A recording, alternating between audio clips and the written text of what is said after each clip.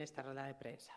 Ben, esta mañán, esta semana, Galicia estáse promocionando en Fitur como unha terra acolledora e eu alegrome moito, porque a hospitalidade é un dos nosos principais valores. O turismo galego, un turismo sostible, é un sector que xera riqueza e emprego. Actualmente representa o 13% do PIB, en torno a 130.000 empregos. Somos unha comunidade de portas abertas na que todo o mundo é benvido. De feito, ao redor do 90% dos galegos e das galegas valoran o turismo de forma positiva ou moi positiva. Por iso non nos podemos deixar levar polas pequenas minorías que queren impoñer a ideoloxía sobre as ideas e queren impoñer o non a todo. Non aos turistas, non ao xacobeo, non ao emprego, non á riqueza. Así é como queren que Galicia prospere. Está claro que Galicia non precisa de inimigos que a paralicen. Somos unha terra acolledora para os que veñen de fora e, por suposto, para os que queren investir aquí. Queremos unha Galicia innovadora que desenvolva todo o seu potencial como comunidade autónoma punteira na industria e na empresa. O Partido Popular de Galicia quere que Galicia sexa un referente. A Galicia que lidera Alfonso Rueda está chamada a ser unha Galicia chea de oportunidades.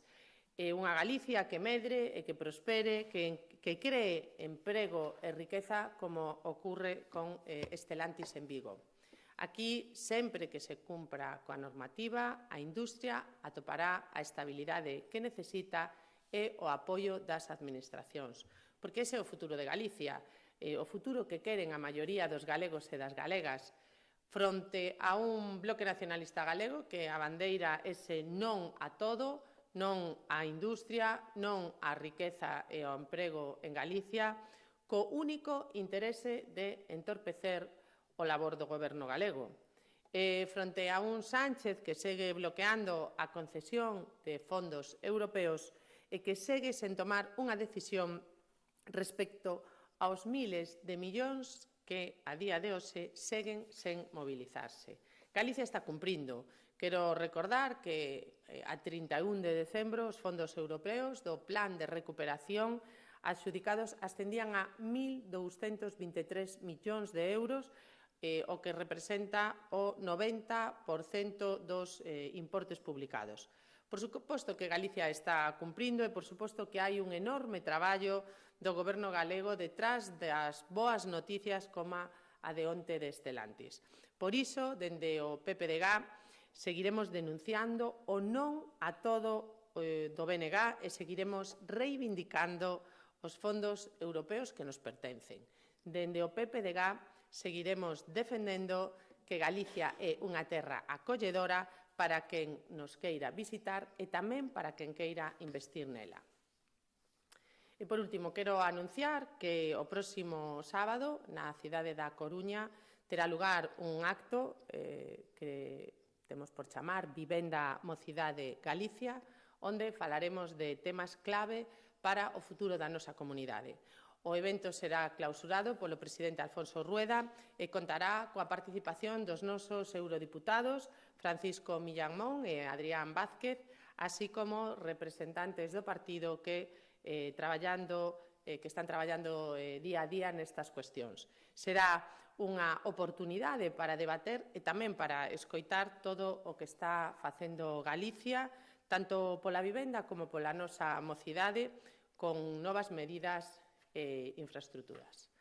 Ben, pola miña parte, máis nada, se queren facer algunha pregunta, estou á súa disposición.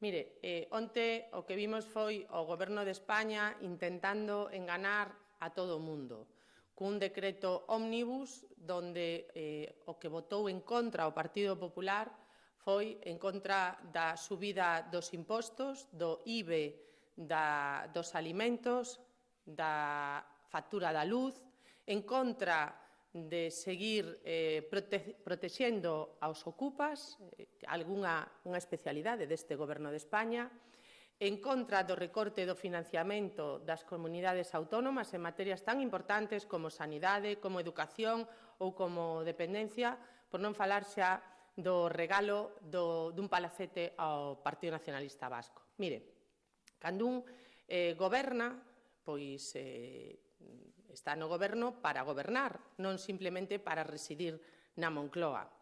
Si o goberno non ten apoio, pois como decía Pedro Sánchez, si quere ayuda, que la pida. Entón, se non ten apoio para unhas determinadas medidas, o que ten que facer é pedir apoio, dialogalo e negocialo. O que non pode ser é un trágala cunha serie de medidas como estas. Insisto, subida de impostos, protección aos ocupas, recorte de financiamento para as comunidades autónomas e regalos aos seus socios de goberno. Por tanto, dende o Partido Popular hai medidas que, se se votaran por separado, terían todo o noso apoio e Pedro Sánchez aínda está a tempo de facelo, de facer eses decretos desas cuestións que o Partido Popular apoiaría sin ningunha dúbida.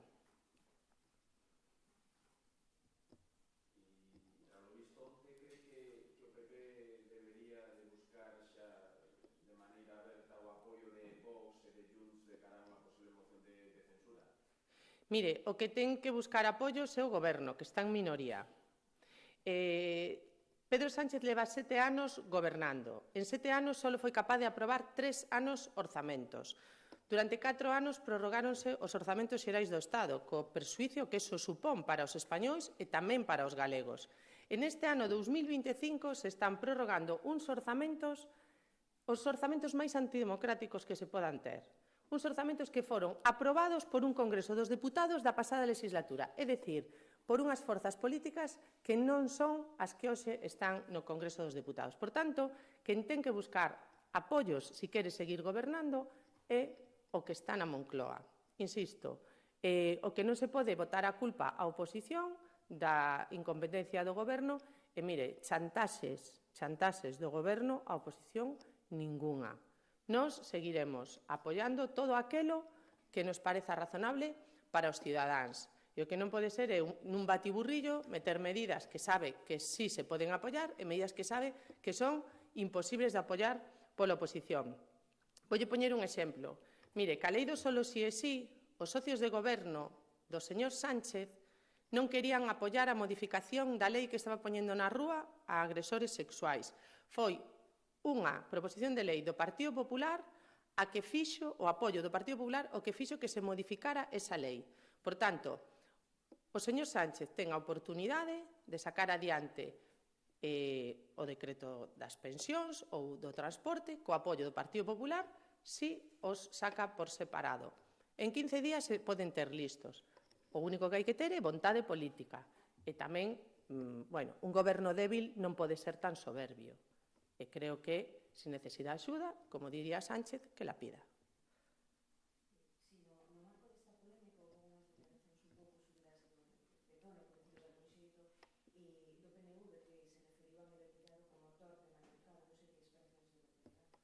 Mira, a mí o que me parece que o PNV estaba onte, supoño que frustrado, porque nun decreto lle regalaban un palacete que está alquilado ao Instituto Cervantes por 1 millón de euros e que supoño que ingresaría ao goberno do País Vasco, unha cesión máis aos seus socios. Iso é o que esconde o enfado do PNV, que non pudo salirse coa súa.